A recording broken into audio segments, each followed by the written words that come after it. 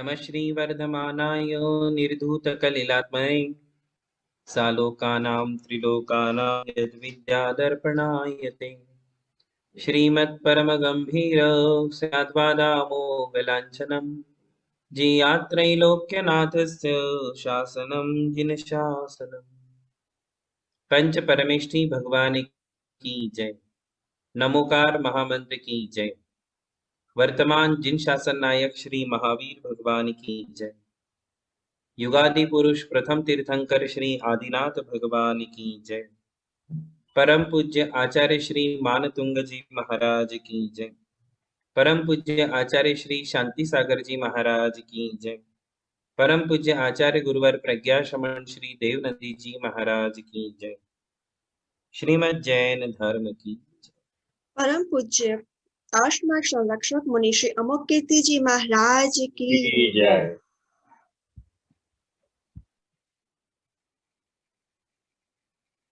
आज हम 16वां काव्य देखेंगे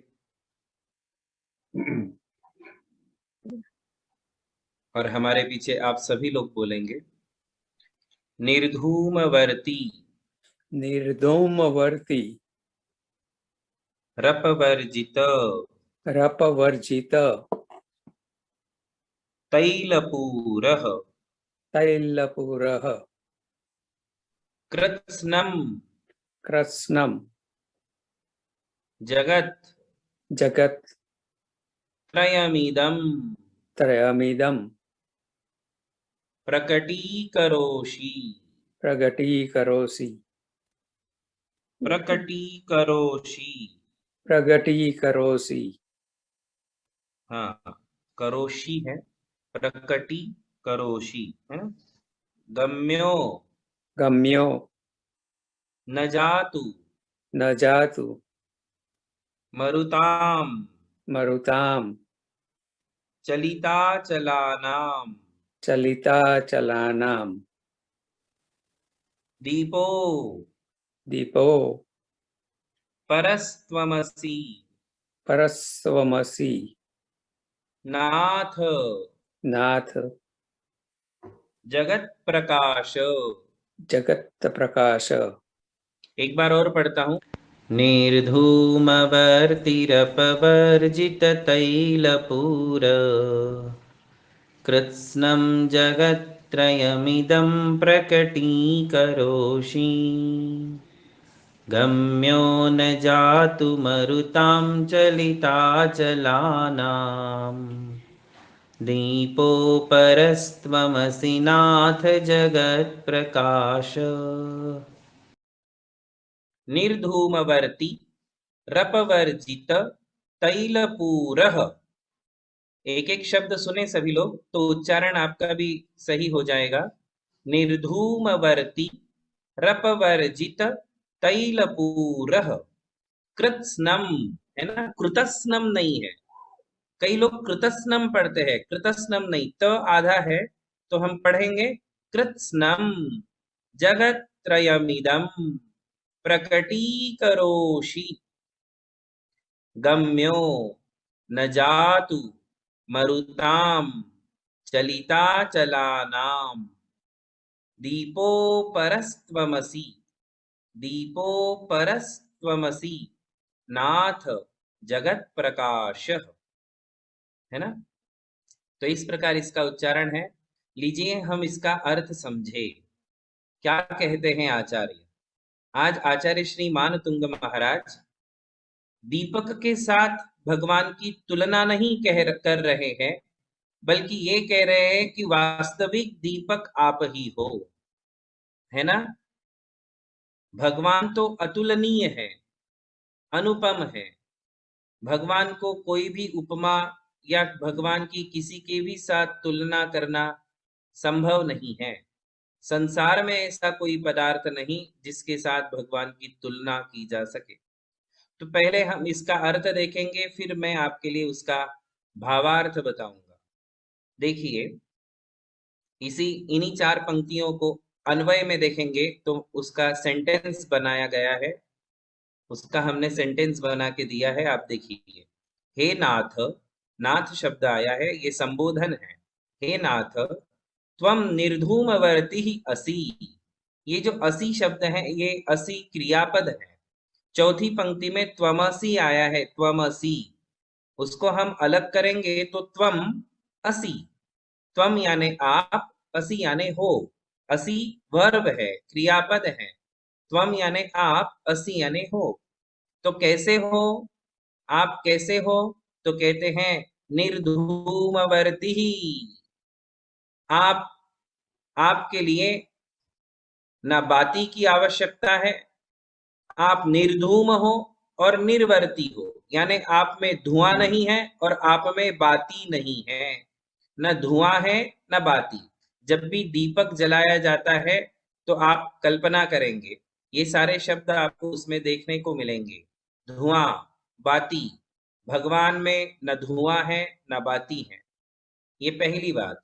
फिर अपवर्जित तैल पूरः असि, यह भी त्वम लगा लेना।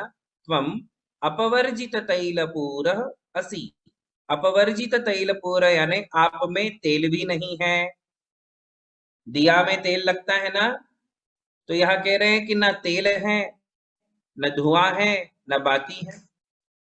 ऐसे आप हो, आप कैसे हो कि आप में न धुआं है, न बाती है, न तेल है। अपवर्जित यानी रहित होना। तैल पूर यानी जो दिए में पूरह तैल, तेल भरा रहता है, ऐसे आप में कोई तेल भरा हुआ नहीं है। फिर भी इदम कृत्स्नम जगत्त्रयम, है ना, इदम कृत्स्नम जगत्त्रयम। ये इदम यानी यह, कृत्स्नम यानी पूरा, संपूर्ण। कृत्स्न शब्द का अर्थ देखिए, कृत्स्नम, कृत्स्नम शब्द का अर्थ है संपूर्ण। जगत्त्रयम तीनों लोक, यानी संपूर्ण विश्व को, तीनों लोक को प्रकटीकरोषि, आप प्रकाशित करते हो। देखिए, जगत्त्रयम प्रकटीकरोषि, तीनों लोक को प्रकट करते हो।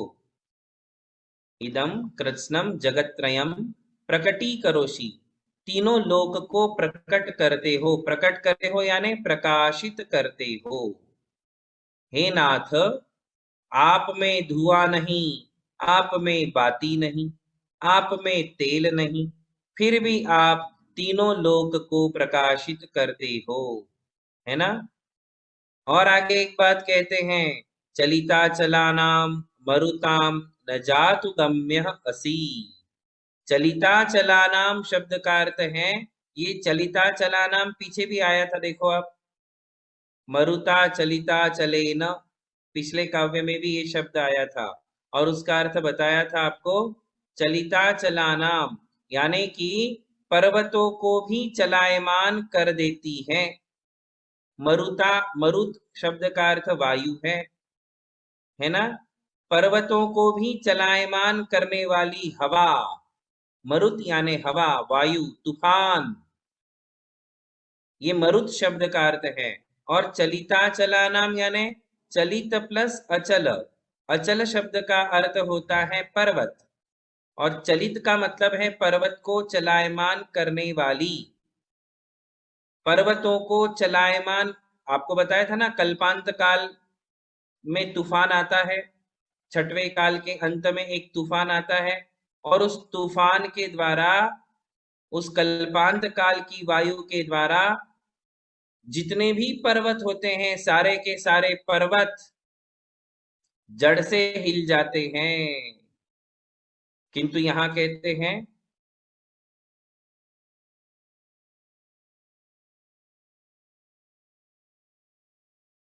किंतु यहाँ कहते हैं चलिता चलानाम, कि आपका दिया कैसा है, आपका दिया, आप कैसे दीपक हो कि कितनी भी बड़ी तूफान आ जाए आपका दिया बुझता नहीं है।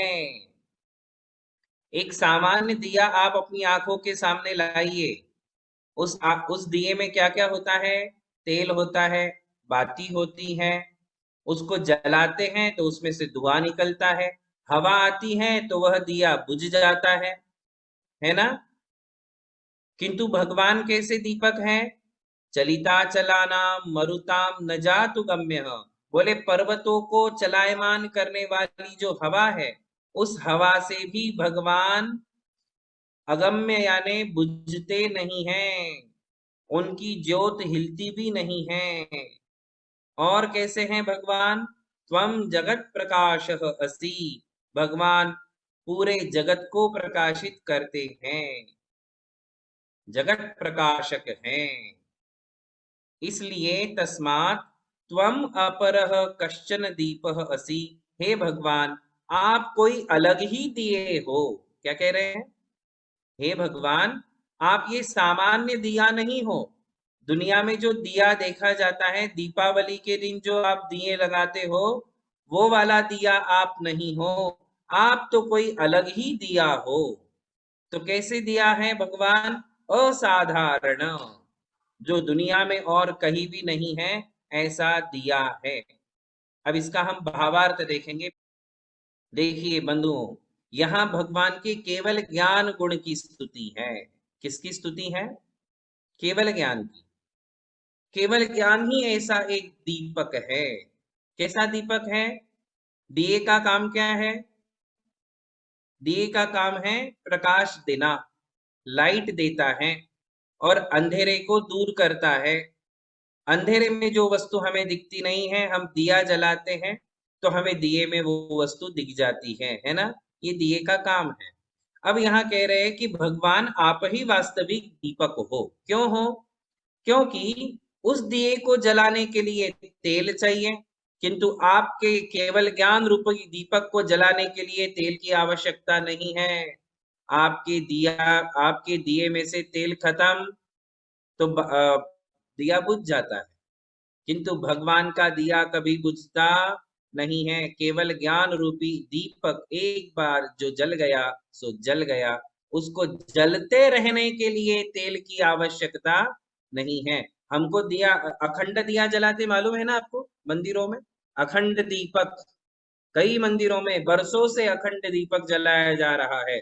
जब से मंदिर बना है तब से दीपक जल ही रहा है, किंतु किसके दम पे जल रहा है? तेल के दम पे, घी के दम पे जल रहा है। यदि घी और तेल डालना बंद कर दो तो दिया बुझ जाता है। किंतु केवल ज्ञान के लिए ऐसे किसी भी खाद पानी की आवश्यकता नहीं है, किसी भी वस्तु की आवश्यकता नहीं जिससे केवल ज्ञान जलता रहे। एक बार जो प्रकट हो गया सो हो गया, है ना? फिर वो कभी बुझता नहीं है। ये पहली बात। और कैसा है केवल ज्ञान रूपी दीपक? बोले उसमें बाती की भी जरूरत नहीं है। आपको दिए में, आपके दिए में तेल है किंतु बाती नहीं है, तो बाती होती है ना, रुई की, कॉटन की बाती बनाते हैं। आपके दीपक में तेल तो है किंतु बाती नहीं है, तो जलेगा क्या दिया? दिया नहीं जलेगा। किंतु केवल ज्ञान के लिए बाती की भी जरूरत नहीं है, वो तो बिना बाती के ही जल रहा है। इसलिए ये कोई अलग ही दिया है ना? असाधारण है। फिर आगे की बात कहते हैं, भगवान आप दिया जलाओगे, बाती है, तेल है, अब जलाओगे तो उसमें से धुआं निकलता है काला काला। किंतु भगवान का एक दिया ऐसा है कि केवल ज्ञान में से कोई धुआं, काला धुआं निकलता नहीं है। अभी इसका भावार्थ मैंने बताया नहीं, मैं अभी बताऊंगा। तो उसमें से धुआं निकलता नहीं है केवल ज्ञान में से। फिर चौथी बात बताते हैं कि आपका दिया हवा आता है, हवा आती है तो दिया बुझ जाता है। एक छोटी सी हवा की लहर आ जाए तो अपना दिया बुझ जाता है। किंतु भगवान के केवल ज्ञान रूपी दिए को छोटी सी हवा तो छोड़ो, कल्पांत काल की हवा भी आ जाए, बड़े से बड़ा तूफान भी आ जाए, तो केवल ज्ञान रूपी दिया बुझता नहीं है। बात समझ में आ रही है? बड़े से बड़े हवा से, तूफान से ये भगवान का दिया बुझने वाला नहीं है ना? इसलिए भगवान का दिया कैसा है? निर्धूमवर्ती अपवर्जित तैल पूर। फिर एक बात, आपका दिया कितना लाइट देगा? आप दिया जलाओगे तो कितना लाइट देगा? एक कमरे को लाइट दे पाएगा। कितना? पूरे घर को भी लाइट नहीं दे पाता है। एक छोटा सा दिया जलाओ, बड़ा दिया जला दो, और दिया कितना भी बड़ा हो साइज में, उसकी जो लौ है वो तो एक जैसी रहेगी। बताओ आप छोटा सा दिया जलाओ, बड़ा दिया जलाओ, बड़ा दिया जलाओ, कितना भी बड़ा दिया जला लो, कितना भी घी डाल दो, तेल डाल दो, किंतु उसकी लौ कितनी रहेगी? मोमबत्ती की साइज छोटी हो या बड़ी हो, मोमबत्ती इतनी सी हो या बड़ी साइज वाली मोमबत्ती हो, उसकी लौ कितनी रहेगी? सेम ही रहेगी, इतनी सी। और कितना लाइट देगी?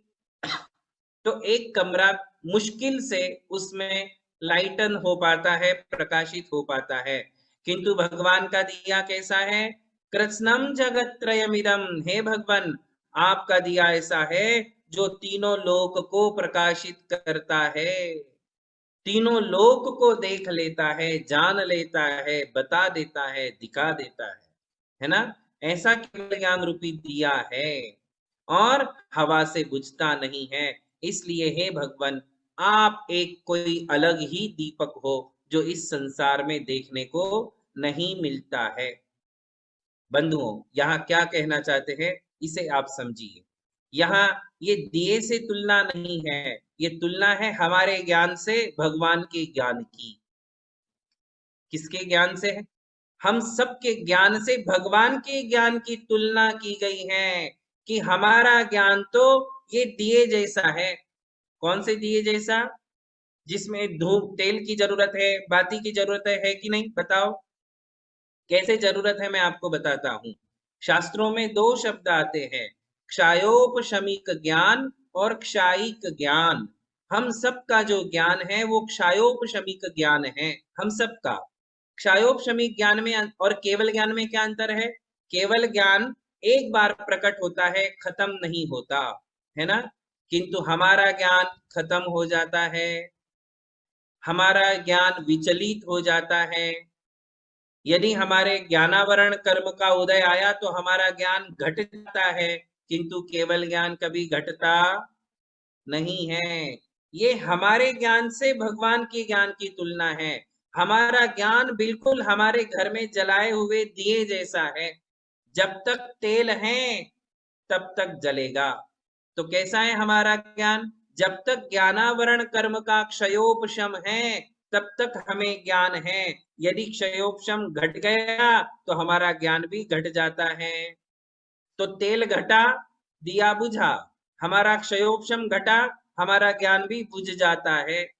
किंतु भगवान का ज्ञान क्षायिक है, कभी बुझता नहीं है। दूसरी बात, भगवान के ज्ञान को बाती की जरूरत नहीं है, किंतु हमारे ज्ञान में बाती, बाती का मतलब है पांचों इंद्रियां। हमें 5 सेंसेस चाहिए। आईज होगी तो हम देख पाएंगे, ईयर्स होंगे तो हम सुन पाएंगे, नोज होगी तो हम सूंघ पाएंगे, यदि टंग होगी तो हम चख पाएंगे। हमारे ज्ञान को बाती की जरूरत है। ये बाती कौन सी है? इंद्रियां। पांच इंद्रियों को यहाँ बातियां कहा जा रहा है। यदि ये 5 इंद्रियां न हो तो हमें पदार्थों का ज्ञान नहीं होगा। आ रहा ना समझ में? दुनिया में बहुत सारे चीजें हैं, किंतु आपकी आंखें काम नहीं करती तो आपको दिखेगी क्या?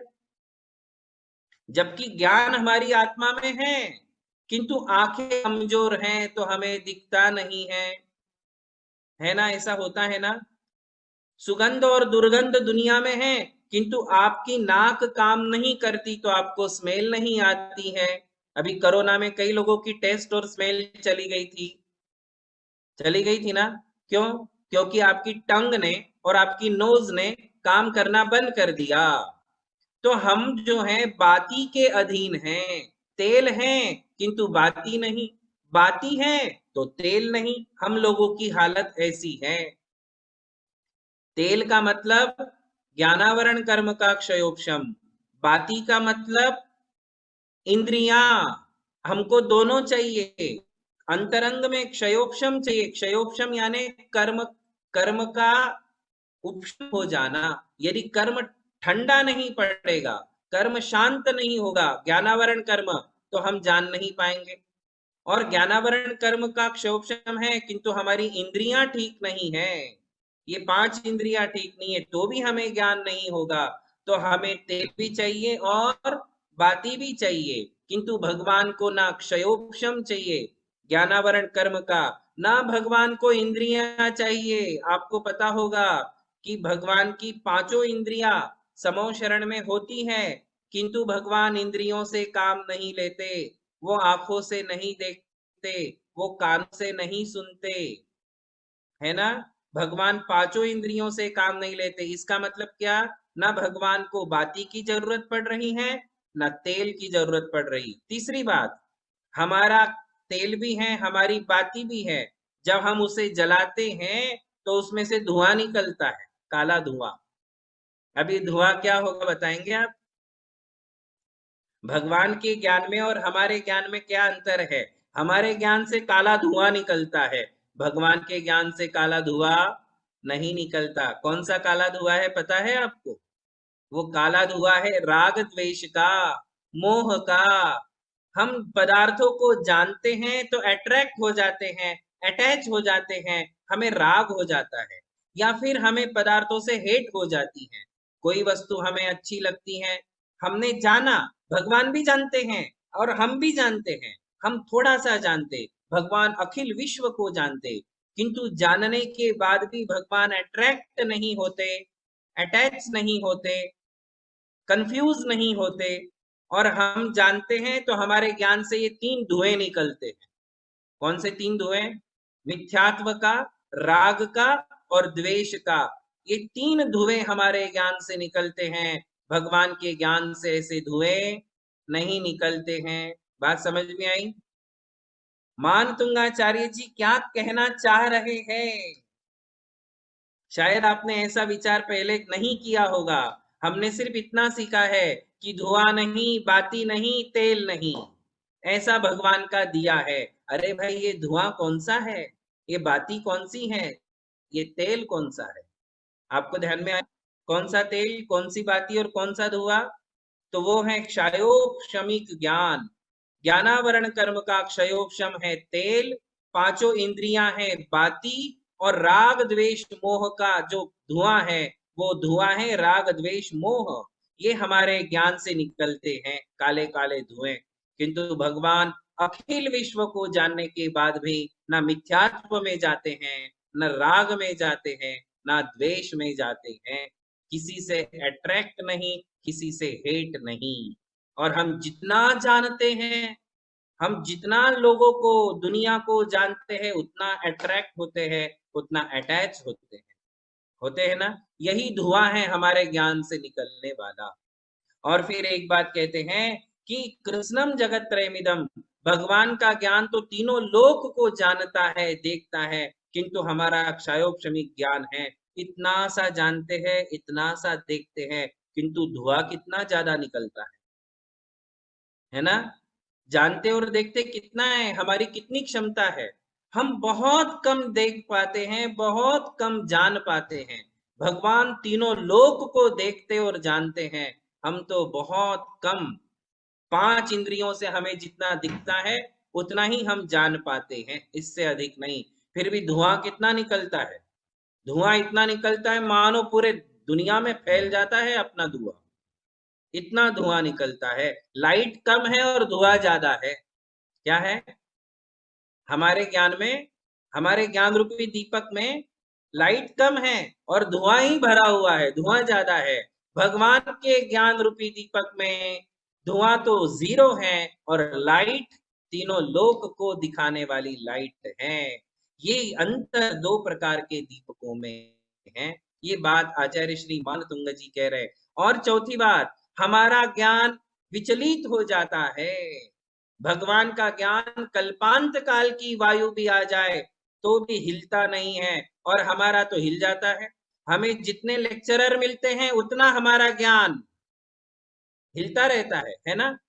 आज हमने पढ़ा, आज हमने सीखा, उसके बाद साल भर में और बहुत सारे लेक्चरर हमारे लिए टीवी पे देखने को मिलते हैं, पारस चैनल, जिनवाणी चैनल और फलाने फलाने चैनल पे आप प्रवचन सुनते ही रहते हो, भाषण सुनते ही रहते हो, वक्ताओं के, विद्वानों के।